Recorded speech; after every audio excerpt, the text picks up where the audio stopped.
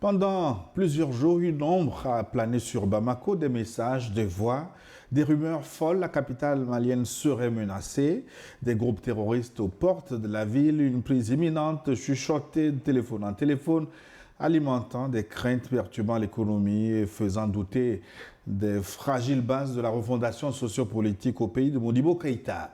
La rumeur, les fake news, plus rapides que la vérité, se sont transformées en une bulle d'angoisse, ne serait-ce que pour les esprits les plus faibles. Mais depuis, les bruits de bottes imaginaires ont cédé la place au son bien réel de la vie qui reprend.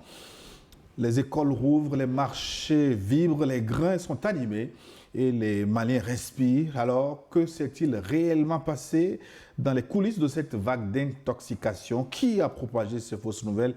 Et surtout, comment les autorités et la population ont-elles réussi à briser ce cycle infernal de la guerre informationnelle? Mali, le retour au calme ou la victoire de la vérité sur l'Infox. Bienvenue. Et bonjour au plateau, bonjour. Bonjour Gilles. Bonjour Gilles. À droite, Louis Kabaki, il est journaliste, écrivain, président exécutif de l'Institut d'études stratégiques et de géopolitique appliquée. À ma droite, l'homme qui ne bouge pas et qui n'a pas bougé, son Excellence Sogoyou Kegewe, ancien ambassadeur, journaliste au relais notamment.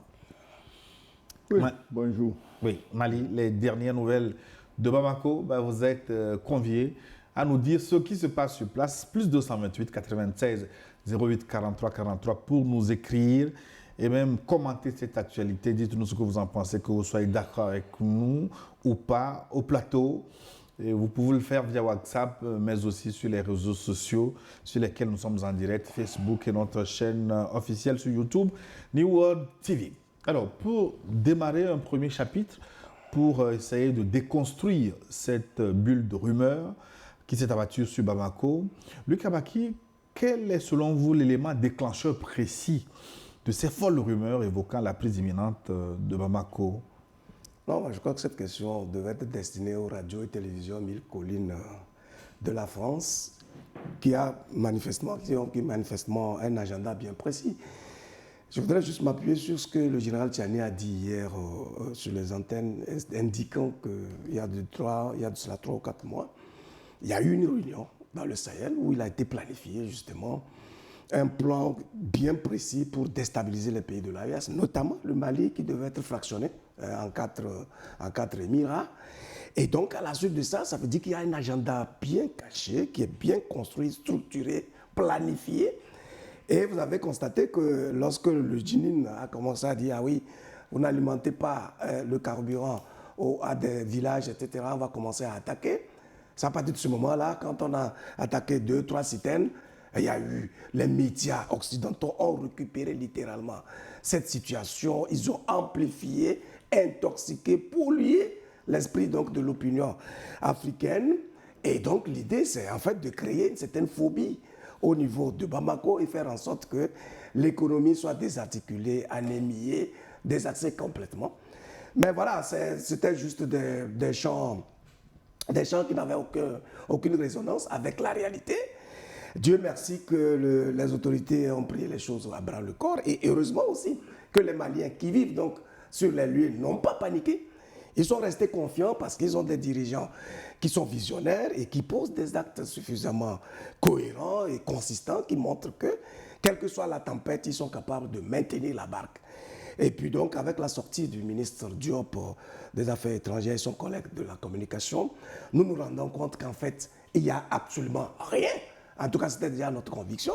Mais ils ont bien fait de rectifier le tir et de montrer que ces médias-là, propagandistes, qui ont pour mission, en fait, de donner l'impression que les pays de l'AES ne sont capables d'aucune cohérence, d'aucune consistance dans leur leadership, sont en train de se ridiculiser tout simplement et de montrer à quel point ils sont de mauvaise foi et ils n'exécutent qu'un agenda politique qui est assumé justement par les puissances impérialistes. Luc Kabaki qui est dans la chaleur au studio, une petite panne de foi qui va être réglée d'une minute à l'autre, Excellence.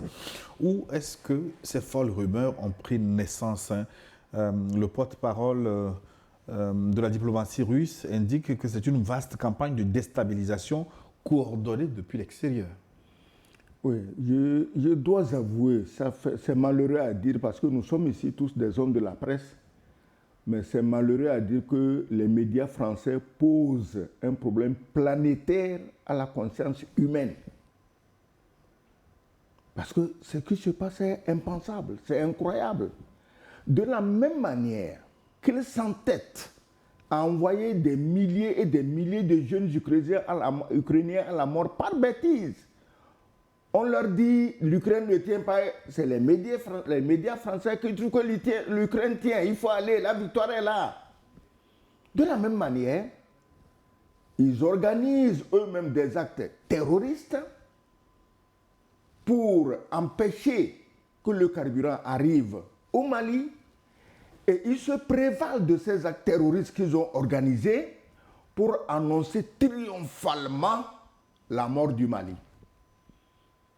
Et comment le Mali doit mourir? Il doit être saucissonné. Ça, c'est une spécialité française. Couper les pays africains en petits morceaux. Ils ont essayé avec le Biafra. Je l'ai dit ici. Je l'ai rappelé plusieurs fois. Les Nigérians font semblant de ne pas entendre.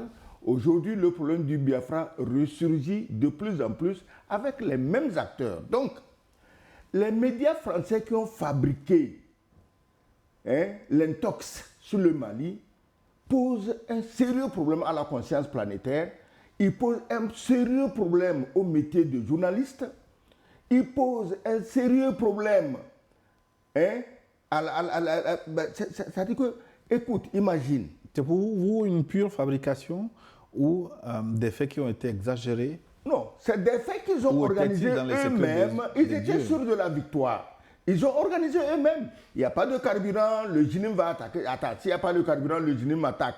Mais ça veut dire que les militaires même ne peuvent pas aller au front. Si tes camions ne roulent pas, si tes chars ne roulent pas, comment tu vas au front? Donc, ils ont organisé tout exprès. Alors, quand on dit que Pokrovsk est encerclé, ils disent Bamako est encerclé. Tu vois le parallèle qu'ils font. C'est-à-dire que pour eux, on ne peut pas encercler Pokrovsk, on ne peut pas toucher aux Ukrainiens, c'est des saints, c'est des blancs. Alors Bamako, c'est des nègres. Bamako est encerclé. On dit que les soldats russes se promènent dans Pokrovsk en moto, ils disent non, le GNIM est déjà dans Bamako, ils vont prendre le pouvoir. Pourquoi? Parce qu'il faut en finir avec les Noirs. Donc c'est des médias négrophobes. Ça fait mal de le dire, mais il faut le dire. Si on ne le dit pas aujourd'hui, on va le dire quand? C'est de la négrophobie.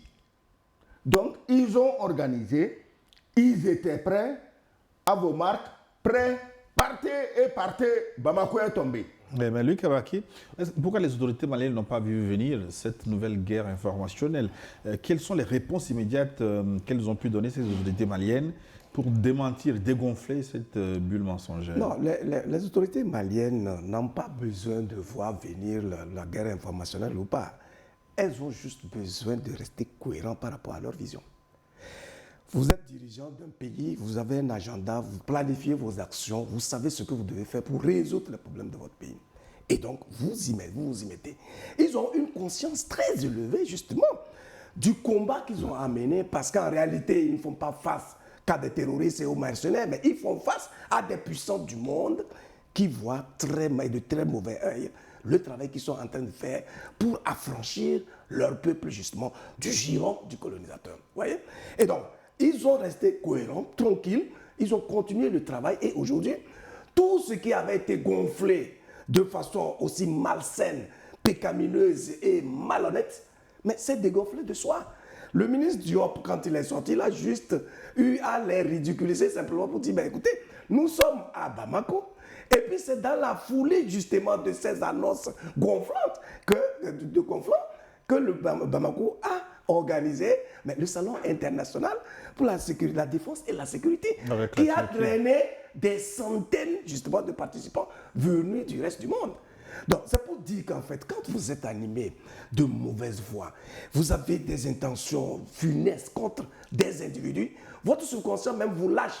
Et donc ils étaient très sûrs que le plan qui a été ourdi, puisque j'ai dit tout à l'heure que ces médias finalement sont en train d'exécuter un agenda politique en connivence donc avec les puissances impérialistes. Donc ils sont convaincus qu'en annonçant comme ça, ils créent justement une certaine perturbation et une certaine confusion au sein de la masse et au sein même des femmes. Vous voyez?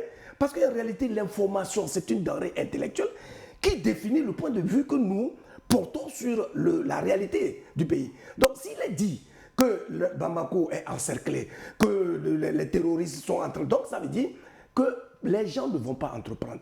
Ils seront plutôt dans la logique de se réfugier, de se cacher, de fuir. Vous voyez, donc on n'aura pas l'énergie nécessaire pour s'organiser et contrer, puisque la capitale semble avoir été déjà désarticulée. Vous voyez? Heureusement que ces dirigeants-là sont restés constants, sereins, et ils ont continué leur agenda de sorte à dégonfler, même pas à dégonfler, à avoir leurs résultats. Et puis bon, donc là, on voit que ces médias sont ridicules. C'est la même stratégie qu'ils avaient utilisée avec le Burkina, au point même de dire que le capitaine Ibrahim Traoré se serait réfugié quelque part, vous vous rappelez, entre-temps, et il était obligé de faire une visite à la radio-télévision burkinabé pour en rigoler tout simplement. Donc c'est dit que, bon, c'est eux qui nous ont appris les p.a.-ba du journalisme. Nous avons bien compris qu'en fait, il n'y a pas de journalisme s'il n'y a pas fait. C'est sur la base des faits qu'on travaille. Et le journaliste a cette mission, justement, d'enrichir l'esprit des citoyens. Mais ce n'est pas justement de le polluer. Je suis étonné de voir que ces médias-là, qui sont des références pour le monde francophone africain, sont devenus vraiment des médias de propagande qui intoxiquent, mais malicieusement et intentionnellement, les citoyens du monde. Oui, Excellence, est-ce que les rumeurs en question ont eu l'impact souhaité? Et je voudrais même ajouter, est-ce que les Maliens, au-delà des Africains, sont-ils bien préparés pour ne pas subir ces formes d'attaques informationnelles? Oui, tu as parlé ici, est-ce que le Mali a organisé ou a réagi contre les attaques informationnelles?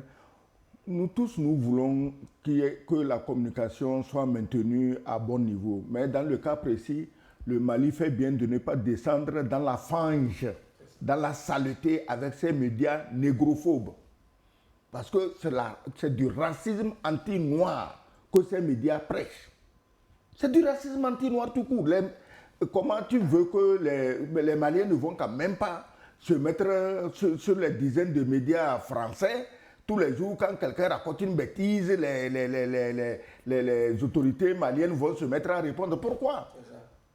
Les Maliens sont chez eux. Les Français n'ont qu'à déblatérer, matin, midi, soir, le Mali est tombé, on va aller ramasser leur cadeau, le pays est endetté, on va ramasser le chose cadeau, le pays est endetté. Mais donc c'est en comptant sur ces pays que vous avez mis l'économie de votre pays sous l'eau. Mais finalement, les Maliens ont suspendu certains médias occidentaux, notamment LCI, TF1 et consorts. Ça veut dire qu'ils auraient pu faire ça avant, non? Ils auraient dû faire ça avant. Parce que tu sais, c'est ça le problème de nous, les Africains. On croit aux sentiments. Ah non, ils vont finir par comprendre, ils vont nous laisser en paix. Non. Si tu veux qu'ils vous laissent en paix, dis-leur que ton or, c'est désormais cadeau, ton coton, c'est cadeau, ton machin, c'est cadeau. C'est la seule condition. Dire que non, ils vont comprendre, ils vont vous laisser en paix, c'est que tu n'as absolument rien compris de ce qui se fait. Ils sont habitués à vivre gratis sur le dos des Noirs depuis au moins 500 ans. Et toi, aujourd'hui, tu crois qu'ils vont changer? Ils vont changer et vivre comment? Ils vont vivre comment? Regarde la France. Ils vont vivre... Maintenant, ils veulent même voler l'épargne des citoyens français qui travaillent dur. On veut voler l'épargne pour soi-disant aider l'Ukraine, alors que les milliards envoyés à l'Ukraine reviennent en rétrocommission dans les poches de ces dirigeants européens. Et ils volent leur propre peuple. Et vous croyez que c'est vous les Noirs qu'ils vont arrêter de voler? Ils volent les Français. Et vous croyez qu'ils vont arrêter de voler vous les Noirs? Donc ces médias n'avaient même pas le droit d'être sur les territoires africains. Ils n'ont qu'à les mettre ça chez eux. Ils peuvent mettre français, machin, en Norvège, en Suède. Ils peuvent mettre ça au Canada. Comme c'est tous des pays très démocratiques, ça va... Nous, on n'est pas démocratique. Je vous dis que si vous ne laissez pas tomber la farce démocratique qu'on utilise pour vous déstabiliser, pour vous tuer, mais vous ne serez pas sortis de l'auberge. Ouvrons un autre chapitre pour évaluer la situation sécuritaire sur le terrain. Luc Abaki, les groupes terroristes, en réalité, avaient-ils la capacité logistique ou militaire d'un siège de Bamako, comme l'ont sous-tendu ces rumeurs? Quelle est la réalité de leur pression sur les axes autour de la capitale? En tout cas, il y a une chose dont je suis sûr, c'est que les FAMA sont déterminés, engagés, ils sont équipés, structurés. Le rééquipement et la réorganisation de l'armée malienne ont été la priorité et le sont encore jusqu'à aujourd'hui du président Assimi Goïta. Et au regard de tout ce qui a été fait pour nettoyer, pour conquérir toutes les villes du Mali, cela m'étonnerait que les terroristes, bien que armés, surarmés justement par les puissances occidentales, puissent avoir les capacités opérationnelles nécessaires pour créer une déstabilisation éventuelle de Bamako. En tout état de cause, ce que nous savons, c'est qu'en réalité, ces terroristes-là sont en train de faire des actes sporadiques mais spectaculaires. Lorsqu'ils posent un petit acte, ils essaient d'amplifier cela, de filmer, de donner l'impression que désormais, en réalité, c'est des actes désespérés. C'est des gens qui sont complètement désaxés, déroutés, désorientés et qui posent les derniers actes de désespoir. Et donc, je pense que c'était une grosse blague que d'imaginer simplement que ces terroristes-là auraient la possibilité de prendre une ville comme Bamako, qui est surarmée, réorganisée, mais avec un peuple très engagé autour de ses dirigeants pour sortir le Mali de l'ornière. Et puis en plus de Bamako, du Mali lui-même, l'ensemble des pays de l'AES travaillent ensemble. Et je pense qu'ils ont bien compris qu'ils n'ont pas d'autre choix que de s'engager résolument pour lutter contre ces voyous, contre ces terroristes et contre ces impérialistes qui sont là et qui s'activent de sorte que le rêve nourri aujourd'hui par ces dirigeants, qui est donc d'affirmer la souveraineté effective et de l'assumer, ne puisse pas être une réalité. Mais malheureusement pour eux, les pas décisifs qu'ils sont en train de poser nous montrent que dans les mois à venir, ces pays-là véritablement vont aboutir à quelque chose de plus probant et de plus spectaculaire. Excellence, sur les mêmes médias, il semble se dérouler une sorte de rétropédalage. Ceux qui disaient qu'il y avait une étreinte autour de Bamako commencent par dire que le JNIM, notamment, n'a pas les moyens de prendre la ville de Bamako. Le problème n'est pas le JNIM. Près de 3 millions de personnes. Le problème, ce n'est pas le JNIM, c'est les carences intellectuelles de ces journalistes. C'est leur carence intellectuelle, leurs mensonges professionnels, leurs attaques contre les Noirs. Parce que, qu'est-ce qu'on dit? Qu'on prend le Mali, on le coupe en califat. Ouais. C'est-à-dire qu'on va nous envoyer à ce qui se passe actuellement au Soudan, dans le Darfour. Bon, les arabisés viennent, ils prennent les Noirs, ils vont les vendre.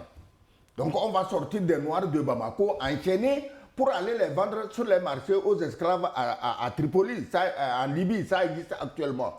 Voilà le rêve. Moi, au vu de tout ça, je me dis, chacun se bat pour ses intérêts.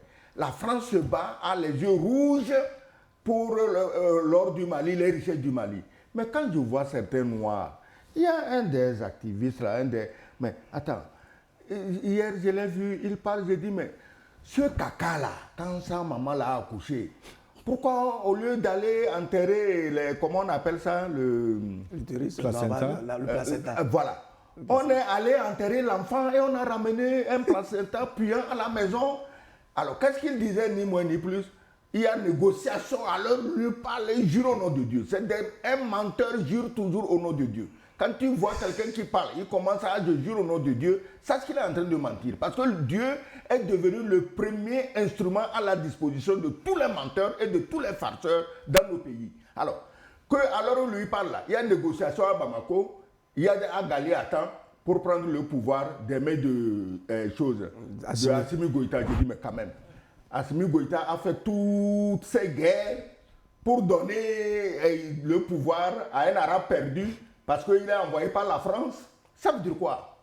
Donc, les Africains, les Noirs, c'est là-bas. Au fait, notre problème est là-bas.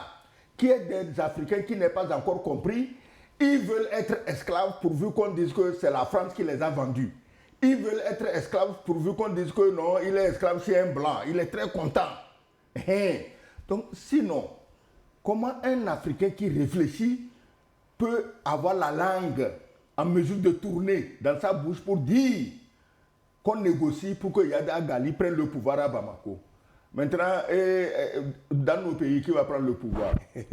Et ils croient. Moi, ce qui m'étonne, regardez tous les pays qui entourent ces pays martyrs. Ils croient que quand on va finir de saucissonner le Mali, les autres pays, là, eux, on ne les touchera pas. Mais mes amis, les califats iront jusqu'au golfe de Guinée. Il y aura un califat à Abidjan, un autre à Cotonou. Voilà les califats qu'on est en train de préparer. Il ne faut pas que les gens croient que c'est seulement pour les enfants du Sahel. Alors, réellement, quelle est la situation sécuritaire dans les régions entourant Bamako? Je parlais de Ségou, de Kayes. Les restantes attaques et le blocus de certaines villes témoignent-ils d'un changement de stratégie des groupes armés Non, est-ce que vous pensez qu'il y a eu des blocus? Vraiment, je pense que c'est un terme que l'Union africaine aussi a cru utile de... Voilà justement une institution et régionale, ou je veux dire africaine, qui devrait travailler pour accompagner les pays qui sont en lutte permanente en vue de leur affranchissement.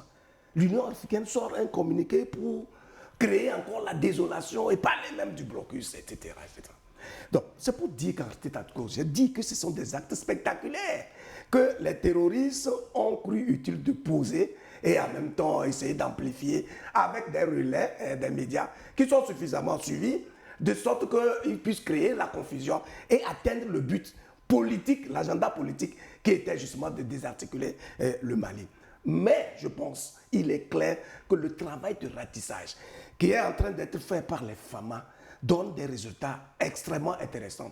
Même s'il y a des incursions, même s'il y a des actes isolés où ils sortent donc de la forêt juste pour poser un acte de trahison et redisparaître.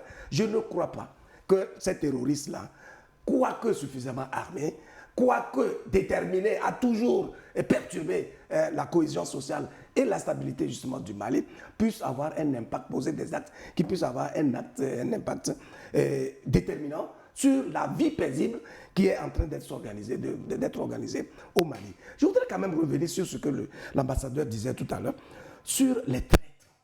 Les gens qui ne développent pas la fibre patriotique et qui rentrent dans la même dynamique qui consiste à faire une propagande contre leur propre pays. Effectivement, sur les réseaux sociaux, quand vous les voyez, mais vous vous dites en réalité, quel est le but pour lequel ils participent à alarmer le peuple dans son ensemble? Or, tous les citoyens devraient comprendre que dès l'instant où ils sont nés dans un territoire bien précis, ils doivent contribuer à organiser et à impacter cette société-là. C'est quand même dommage et je pense que c'est l'occasion ou jamais pour ces États-là de comprendre qu'au-delà justement des actions déterminantes qu'ils sont en train de poser, il faut réfléchir à mettre en place des structures communicationnelles suffisamment puissantes. Exactement la dimension de ce qui existe aujourd'hui en Europe et avec lesquels on nous envahit en polluant justement nos esprits-là. Parce que sans des médias suffisamment puissants, qui sont capables d'impacter l'esprit des citoyens, les efforts qui sont consentis par les dirigeants ne seront pas absorbés et portés par la population. C'est le moment ou jamais de créer vraiment ces genres de médias avec des gens qui ont le contenu, qui ont le sens du patriotisme et qui ont vraiment la richesse intellectuelle nécessaire à partir desquelles ils vont nourrir les citoyens et mobiliser les consciences autour de cette vision qui est de libérer ces États-là et de faire en sorte qu'il y ait un modèle inspirant de gouvernance qui va impacter le reste de l'Afrique. Oui, Excellence, est-ce qu'on cherche à faire revenir au Mali des forces étrangères d'interposition? Sinon, comment vous interprétez le signal d'alarme sonné par une organisation comme l'Union africaine? Je voulais dire un mot sur l'Union africaine. Oui, justement. L'Union africaine est une honte pour la race noire. Ce qu'on appelle l'Union africaine, ils sont assis à Addis Abeba. Ils sont une honte pour la race noire. Qu'est-ce que l'Union africaine a dit de mauvais? L'Union africaine, je paraphrase, estime que la situation se dégrade au Mali et appelle la communauté internationale à agir pour venir à bout. Elle-même, elle a fait quoi? Attends, elle-même, elle a fait quoi avant d'appeler la communauté internationale? 54 pays forment l'Union africaine. Elle a fait quoi? Avant d'appeler, parce que vous êtes là-bas, vous êtes grassement payé par l'argent venu de la même communauté internationale. Quand il y a le moindre problème, vous ne voulez pas bouger vos fesses et vous appelez la communauté internationale. Ce n'est pas la communauté internationale qui était au Mali avec les troupes Barkhane, Takuba, les noms les plus bizarres. Ce n'est pas eux qui étaient là-bas. Ce n'est pas eux qui étaient là-bas, ce n'est pas les mêmes qui annonçaient aussi à leur époque que les rebelles marchent sur Bamako. Ouais. Et pourtant, ils étaient là. Et j'arrive maintenant à ta question, est-ce que c'est une façon de ramener les forces étrangères? Mais bien sûr, les Russes sont arrivés, les Nord-Coréens vont arriver, les Chinois vont arriver, les Iraniens vont arriver. Voilà les forces étrangères que les médias occidentaux sont en train d'appeler de tous leurs vœux dans le Sahel. C'est incroyable. De tous leurs vœux, ces médias occidentaux-là, français-là, ils appellent de tous leurs vœux l'arrivée et des Russes, et des Chinois, et des Nord-Coréens, et des Iraniens, et pourquoi pas, et des Turcs. Voilà. Ils croient que quoi? Qu'on va retourner encore à amener des Français qui passent le temps dans les bordels à Bamako? Ils croient qu'on est à ça? Ils croient que vraiment le Mali est à ça? Mais j'ai dit, dans le cas d'espèce, même si c'est le diable, avec ses cornets, ses longues dents, si c'est avec lui que le Mali doit signer pour mettre fin à ce que ces pays-là nous ont fait depuis 500 ans, qu'ils signent les yeux fermés. On dirait que vous avez déjà vu le diable. Le diable, c'est vous qui le dessinez, non? C'est toi, tu es chrétien, non? C'est vous qui dessinez ça dans vos livres bizarres, là, non? Pour clôturer ce chapitre, je voudrais qu'on questionne la participation ou l'interaction des autres pays de l'AES avec le Mali dans le cadre de cette crise. On n'a pas beaucoup entendu le Niger, on n'a pas beaucoup entendu le Burkina. Si bien que sur ces médias étrangers, l'AES a été quelque peu critiqué de ne pas faire preuve d'une grande solidarité. Est-ce que même le Mali, même vous l'aviez entendu? Malgré tout le bruit qu'il y avait pour ameuter le peuple, etc., est-ce que les Maliens en avaient fait un problème particulier? Non, ils ont mené leur vie. Le ministre Diop, lorsqu'il a fait sa sortie, il a dit, mais on n'a pas... Ils travaillent en synergie. Ils sont dans une confédération. Ils élaborent des stratégies pour contrer justement les ennemis de leur pays. Donc, ça veut dire que c'est un épiphénomène, c'est un non-événement, tout ce qui se racontait. Alors là, l'AES n'avait pas besoin de se mobiliser de façon particulière parce que les services de renseignement font leur boulot. Tous les militaires sont organisés. Donc, eux, ils sont en train de dérouler tout simplement leur agenda. Ils n'ont pas à se laisser distraire par ces oiseaux de mauvais augure qui ont eux aussi leur agenda et qui ont planifié de les déstabiliser. Dès l'instant où ils ont les informations bien précises sur ce qu'ils doivent faire, sur tout ce qui est en train de se comploter, ils s'organisent tout simplement, ils agissent. Donc la meilleure réponse qu'ils donnent, ce sont les actes qu'ils posent. Plutôt que d'être des gens verbeux, qui sont dans le bavardage, le verbiage, etc. Ils déroulent tout simplement leur agenda, sachant que tous ces bruits de boîtes-là vont finir par s'effilocher de soi. Et donc, aujourd'hui, justement, nous sommes devant le fait accompli, où ces médias-là font le rétro-pédalage pour dire, manifestement, l'ambition du Djinim n'était pas de prendre Bamako, etc. Et pourtant, c'est eux qui avaient consacré et les colonnes, et les créneaux, tout le temps des émissions spéciales pour dire que, mais franchement, c'est fini pour Bamako, etc., etc. Mais puisque les faits les ont démentis, littéralement, alors ils veulent récupérer la situation pour dire, ah non, en réalité, ce n'était pas l'objectif et tout ça. Alors, qui avait même fixé l'objectif? Donc, ça veut dire qu'eux, ils connaissent l'objectif des terroristes. Autrement dit, c'est quoi? Ils ont confié, justement, aux terroristes des objectifs qui sont clairs. Et c'est d'ailleurs pour ça qu'ils les financent, qu'ils les bichonnent, qu'ils les organisent et qu'ils les appuient de façon littérale, de sorte qu'ils puissent y trouver des paravents qui vont exécuter la basse besogne. C'est tout. Gilles, avant qu'une force étrangère terroriste ne prenne Bamako, je te garantis qu'une force étrangère aura pris Paris. Parce qu'ils ne sont pas à l'abri. On peut créer la guerre partout. C'est tellement facile de créer la guerre aujourd'hui. Ah ben oui. Au lieu de souhaiter la chute de Bamako, là, ils n'ont qu'à faire attention. C'est Paris qui va tomber.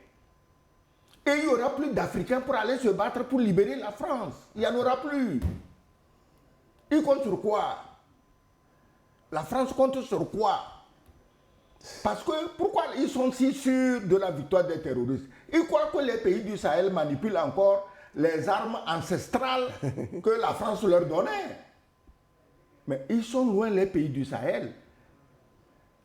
Même si eux, ils volent les armements sophistiqués des Ukrainiens pour donner aux terroristes, c'est les mêmes armes ukrainiennes là que les Russes sont en train de terrasser, de terroriser en Ukraine. Alors, si on vous bat en Ukraine, comment vous voulez venir nous battre en chose au Mali? Les Russes sont au Mali. C'est eux qui les ont appelés. Hein. C'est les médias français qui ont appelé les Russes au Mali. Ils sont là.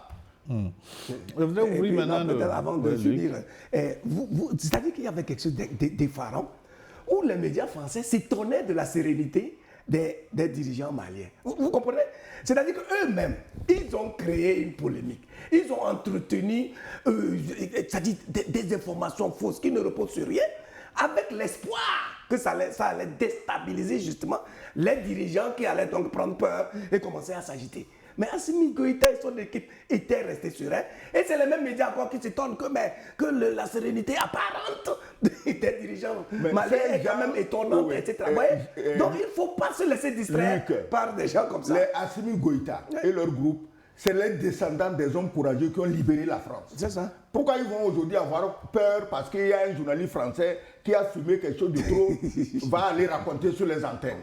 C'est eux, leurs parents, qui ont libéré la France. Et ce n'est pas les bavardages des journalistes français aujourd'hui qui va les émouvoir quand même. Ils n'ont qu'à venir. Pourquoi les Français envoient les terroristes? Ils n'ont qu'à venir se battre. On les attend. Alors, le troisième volet, le troisième chapitre, pour terminer cette première partie, je voudrais qu'on évoque un peu la résilience et la confiance citoyenne qui prévaut à Bamako et dans les autres villes du Mali. Alors, on parle beaucoup de désinformation. Comment les citoyens peuvent-ils concrètement distinguer l'information officielle, crédible, des rumeurs ou des manipulations? Quel rôle jouent les médias locaux, la communication locale dans cette formation citoyenne? Oui, mais justement, si les Maliens n'ont pas pris peur, s'ils n'ont pas décidé de on ne peut pas dire que tous les Maliens n'ont pas pris peur, peut-être que certains. Pour l'essentiel, c'est-à-dire qu'en fait, on regarde les mouvements d'ensemble. Aucun Malien n'a fui. Voilà, on regarde les mouvements d'ensemble pour apprécier. Alors, si les Maliens sont, pour l'essentiel, restés sereins et continuent d'accompagner leurs dirigeants dans cette lutte, c'est parce que, justement, ils ont bien compris la vision qui est derrière ce style de gouvernance. Et c'est en cela, justement, qu'il faut féliciter les nouveaux dirigeants de l'AES, en tout cas de Mali notamment, parce qu'ils ont réussi à construire un narratif qui développe la fibre patriotique dans le mental des citoyens. À partir de ce moment-là, à partir de l'instant où ils posent des actes cohérents, et on sent qu'ils sont engagés à se sacrifier véritablement pour la cause commune, mais le reste va de soi parce que le peuple est en même temps en confiance. Et il sait qu'en accompagnant ces dirigeants, ils vont aboutir à un résultat. Donc ça vous dit que ce ne sont pas ces messages dont le but est de distraire le peuple et de le démobiliser qui vont réussir à justement créer la confusion au sein de cette population. Il faut vraiment féliciter ce peuple qui comprend très bien le rôle que chacun doit jouer dans cette lutte-là, puisque c'est une lutte farouche et historique. Et aujourd'hui, les pays de la SES sont à un tournant historique pour se reconstruire et poser des actes qui vont résister au temps et à l'espace. Et en cela, ils ont compris qu'ils ne peuvent pas aller loin sans l'accompagnement déterminant de la population elle-même. Oui, Excellence, le problème va au-delà du Mali. Hein. Nous sommes inondés par toutes sortes d'informations. C'est l'infobésité désormais. Il faut d'abord comment arriver à faire la part des choses. Rappeler à ces journalistes incultes que le Mali fait 1 241 000 km². Que ce n'est pas la France avec ses 500 000 km². Alors, France, 500 000 km², c'est derrière les murs de l'Élysée qu'on vient en plein jour voler le Louvre. Est-ce que les médias africains que nous sommes, on va en profiter pour dire ah, Paris va tomber bientôt, plus rien ne va, la sécurité des populations n'est pas assurée? On n'a pas dit ça. Au contraire, on a sympathisé, on les plaint. C'est-à-dire qu'on aurait aimé les soutenir pour que ce genre d'acte n'ait pas lieu. Mais imagine qu'on avait commis, le GINIM avait commis un vol pratiquement à Koulouba ou dans une maison à Koulouba. Qu'est-ce qu'il n'aurait pas dit? 1 200 000 km² quand même. Reconnaissez que si un bandit vole un bœuf à 1500 km de Bamako, ce n'est pas la preuve que Bamako va tomber. On a volé le Louvre sous abonné à vos barbes. Nous n'avons jamais dit que Paris va tomber. Jamais. Aucun média africain n'a poussé la bêtise, l'idiotie jusqu'à ce niveau. les sentiments anti-français. Vous dites qu'on est anti-français. Mais nous, on ne s'est pas réjoui quand un tel malheur vous est arrivé. On a compati. Vous n'êtes pas anti-africain. Mais c'est vous qui envoyez les terroristes tous les jours. C'est vous qui faites leur communication. C'est vous qui les louez comme des dieux. Et vous croyez que quand les califats seront créés, les Français seront les bienvenus. Vous ne savez pas ce qui vous attend. Oui, maintenant, ma question. C'est cette comparaison. Attends, je vais répondre. Non, attends. Ta question, c'est quoi? Si... Oui, mais comment arriver à séparer la bonne graine de l'ivraie écoutez, en matière d'information? Parce que d'abord, il me semble que vous-même, de temps en temps, vous tombez dans le panneau. Des fausses informations, des fake news. Moi? Tu peux me donner un exemple de fake news que j'ai donné ici? Non, je n'ai pas dit que vous donnez, mais il y a des informations qui circulent auxquelles vous pouvez croire. Attends, on ne croit pas, on vérifie, on essaie de vérifier. Par exemple, il y a des choses, si je les apprends, comme je ne suis pas sûr, je peux envoyer à un ami, écoute, il y a ceci qui se passe, est-ce que tu es au courant? Tout le monde le fait. C'est ce qu'on demande aux journalistes français de faire. Ça. Oui, mais est-ce que le commun des mortels a les moyens de vérifier? D'abord, le commun des moyens ne passe pas son temps à écouter ces médias toxiques. Ce n'est pas seulement les médias toxiques, ça circule beaucoup sur les réseaux sociaux. Les réseaux sociaux, attends, il y a une armada d'intoxicateurs professionnels sur les réseaux sociaux qui a été recrutée. Oui, justement, comment faire? Non, c'est très simple. C'est une question de bon sens. Oui. Et c'est une question d'éducation aussi. Lorsque vous recevez une information, le minimum que vous pouvez faire, c'est de télécharger vos facultés pour l'analyser d'abord. Et ensuite vérifier dans la mesure du possible. Vous voyez? Donc, cette campagne de... Oui, ce que je suis en train de dire. Quel que soit ce que... Si vous avez votre smartphone et vous voyez sur TikTok une information, vous ne devez pas vous apeurer tout de suite. Vous ne devez pas la prendre pour une parole d'évangile. Tout le monde peut vérifier. Tout le monde peut chercher à voir est-ce que ce qui se dit là est vrai. Ça, c'est le minimum qu'on peut demander. Mais mieux, pour contrer tout ça, il faut créer un contenu enrichissant. Il faut trouver des gens qui sont capables justement de produire le contenu qui rime avec la réalité et qui donne la vérité des faits. C'est de ça qu'il s'agit. S'il n'y a pas de contenu, moi j'avais dit une fois ici que lorsqu'il y avait vraiment des attaques des réseaux sociaux dans notre pays, il n'y avait pas de répondant.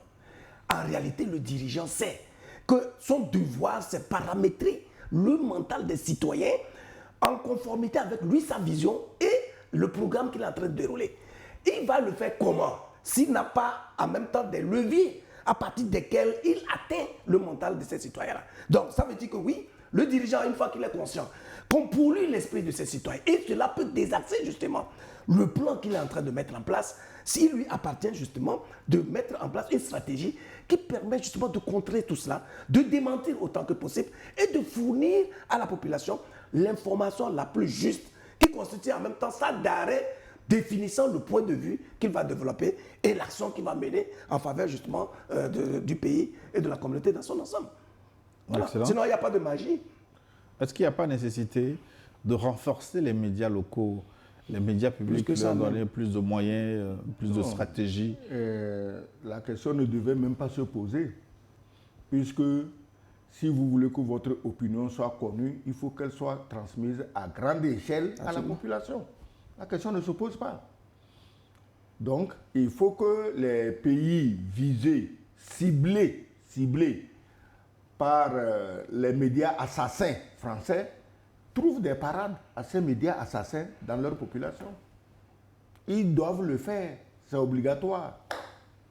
Sinon, ces médias assassins n'ont pas de scrupules, ils n'ont pas d'état d'âme. J'ai vu une fois en passant les salaires de ces journalistes-là, mais même les PDG ne gagnent pas ces salaires. J'ai compris ce qui se passe. Ça, c'est une mission. Si tu me donnes un tel salaire, tu me dis de venir tous les jours ici, dire que les Noirs sont des Blancs et les Blancs sont des Noirs, je vais le dire. Et c'est ce qu'ils font. Donc, c'est des gens corrompus, achetés. En France, tout le monde le sait. Même en France, qui croit encore à ces médias officiels? Qui? Ils sont dénoncés dans le pays même, en France même.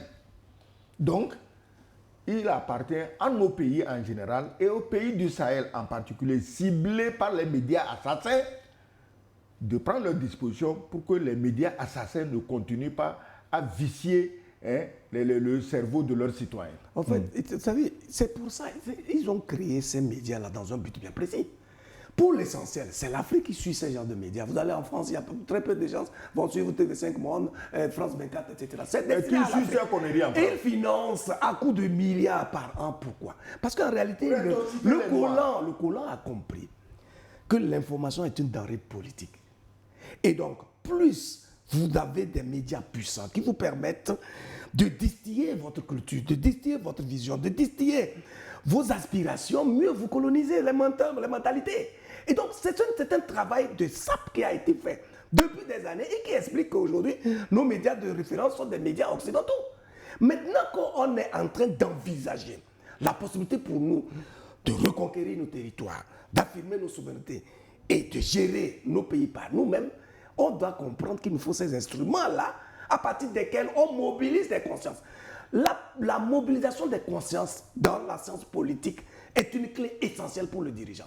S'il n'a pas cette possibilité-là de se faire comprendre par son peuple, quelle que soit la pertinence de sa vision, quelles que soient ses aspirations, il ne pourra pas réussir parce qu'en réalité, ce n'est pas lui qui construit la route, ce n'est pas lui qui fait les chemins, ce n'est pas lui qui enseigne. Mais c'est sa vision qui motive l'enseignant, qui motive le médecin, qui motive le paysan à travailler avec ferveur parce qu'il sera fier d'appartenir à un creuset commun dans lequel chaque acteur se sent utile. Et ça, cette mobilisation de conscience ne peut pas se faire autrement que par des créneaux crédibles de communication. La température, on commence par descendre au studio. Oui, elle est bien descendue. Il me semble qu'ils ont trouvé une solution au problème de froid. Merci donc aux techniciens qui ont travaillé en urgence. C'est cela aussi, les aléas du direct. Oui. Parce que nous sommes en direct, les problèmes peuvent se venir à tout moment. Alors, un tour de table pour clôturer cette première partie avec cette question. Est-ce qu'on peut considérer aujourd'hui que le projet de déstabilisation du Mali a échoué avec l'histoire de Jinim qui a pris la capitale, etc. Il va échouer à chaque fois. Ça, c'est clair que c'était une propagande, c'était encore une tentative de plus pour justement voir, puisqu'ils ne vont jamais démontrer par rapport à leur projet de ramener les pays de l'AES aux habitudes d'hier, c'est-à-dire rester dans la vassalité, dans la docilité et suivre les injonctions qui viennent justement de l'Occident. Donc, ils vont toujours continuer, multiplier des tentatives, utiliser les médias, les organisations de la société civile, en tout cas, tout ce qui leur vient à l'esprit et qui va participer à ce projet, de faire échouer ce projet de reconstruction de ces pays-là. Ils vont toujours continuer. Mais la parade sera le niveau de persévérance, d'engagement, de rigueur et de cohérence, justement, aussi bien des dirigeants que du peuple lui-même. Voilà pourquoi il faut travailler pour resserrer les rangs et empêcher qu'il y ait des fissures au sein de cette société-là, de sorte que ce travail puisse être vraiment cohérent et qu'il puisse aboutir au résultat qui est attendu par tout le monde. Excellence. Ils ne vont jamais arrêter, puisque tant que le franc CFA est imprimé gratuitement, on leur distribue. Eux aussi, les terroristes, les Aïgali, c'est aussi un moyen de vivre. Ils vivent grassement à cause du franc CFA gratuit. Mais si un jour nous avions notre monnaie et que pour les financer, la France était obligée de donner des euros, mais ça déjà c'est la fin le commencement de la fin. Mais c'est le franc CFA qui encourage ça. Donc ils vont continuer parce que c'est leur moyen de vie, c'est ça qui leur permet de vivre grassement. On prend l'avion, on va dans tel pays du Golfe, on se soigne, on revient, on continue, on tue les gens. Bon, donc ça ne va pas s'arrêter. Mais je dis, je ne sais pas, il y a combien de Maliens? 22 millions, je crois. Ouais, et pour pouvoir battre les 22 millions là, on peut mobiliser 2 à 3 millions de combattants. Si le Jinim peut mobiliser 2 à 3 millions de combattants avec les chars, les drones, les machins, bon, on peut se dire qu'un jour, il peut se donner la chance, non pas même de gagner, mais de maintenir l'équilibre de la terreur. Sinon, le Jinim, tout ça, oublie-les, c'est la France. C'est la France. Parce que le pays est dans un tel merdier économique. Mais attends, si il n'arrive pas à prendre nos produits gratuitement, ce pays est mort. Il sera moins, c'est-à-dire qu'il va se retrouver au niveau de Cuba. C'est votre avis. Nous allons marquer une pause. Retrouvez les téléspectateurs dans une dizaine de minutes. Envoyez-nous vos contributions, dites-nous ce que vous pensez de la situation à Bamako. Les dernières nouvelles, plus de 87 08 43 43 via WhatsApp ou sur nos réseaux sociaux sur Facebook ou YouTube. À tout de suite.